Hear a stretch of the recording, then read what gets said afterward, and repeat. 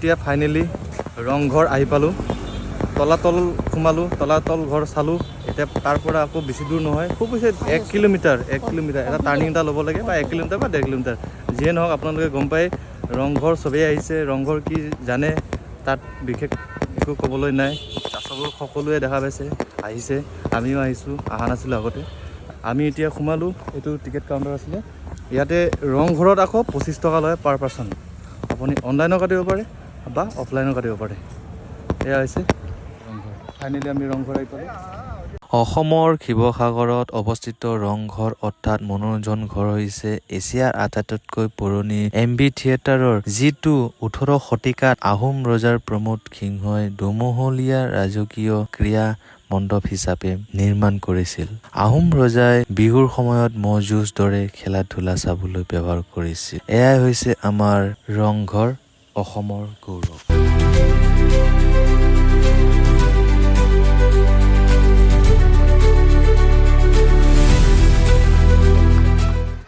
Finally মোৰ সন্মুখত ৰংঘৰ।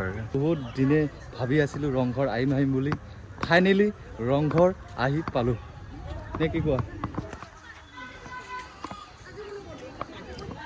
আজি এনেকুৱা এটা দিন আছিল, ইমান ধুনীয়া। চাওক পৰিৱেশ চাওক, মানে আজি বতৰটো ইমানেই ধুনীয়া হয়, মানে ভগৱানে আমাক চকু মেলি চাইছে। যোৱাকালি এনেকুৱা ৰ'দ আছিল, যোৱাকালিৰ নিচিনা যদি আজি হ'লহেঁতেন তেনেহ'লে আমাৰ আজি মানে ফাটি গ'লহেঁতেন আৰু, নে কি কোৱা? এই বেক চাইডৰ পৰা এনেকুৱা ধৰণৰ হয়, বেক চাইডৰ পৰা এনেকুৱা ধৰণৰ হয় হা।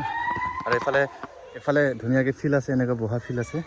আৰু এনেকুৱা এটা নিট এণ্ড ক্লিন কৰি থৈছে ন, কিবা এটা আপোনাৰ সোমাই ভাল লাগে।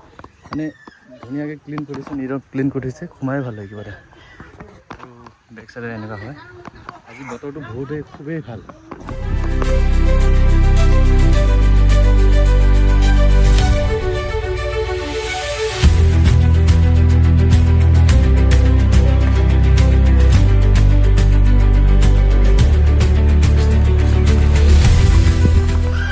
গাইজ ভিউটো কেনেকুৱা লাগিছে? মোৰতো আল্টিমেট লাগিছে গাইজ। ওপৰৰ পৰা ভিউটো এনেকুৱা আল্টিমেট লাগে গাইজ, কৈছোঁ নহয় আপোনালোকক মই ভিডিঅ' চাব পৰা নাই, ইমানেই ধুনীয়া। চাওক কি বঢ়িয়া। এইটো হৈছে পূৰা ওপৰৰ মহলাটো।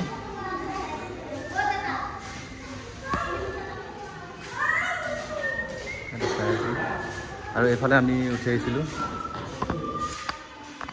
এইফালেদি আমি উঠি আহিছিলোঁ। এই আমাৰ ৰিলমেন এই ৰিল বনাইছে, ৰিলমেন।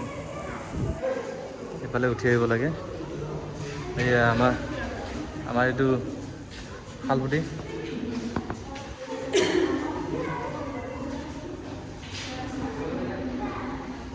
বেক চাইডটো দেখুওৱা নাই নহয়, এইটো বেক চাইডটো এনেকুৱা ধৰণৰ বেক চাইড।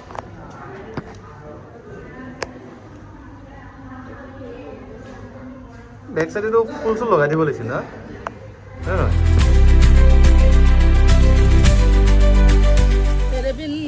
ৰংঘৰ চোৱা হৈ গ'ল। এতিয়া আমি গৈ আছোঁ। ক'ত গৈ আছোঁ এতিয়া? ক'ত যাওঁ? জয়সাগৰ শিৱদৌল চাবলৈ গৈ আছোঁ এতিয়া।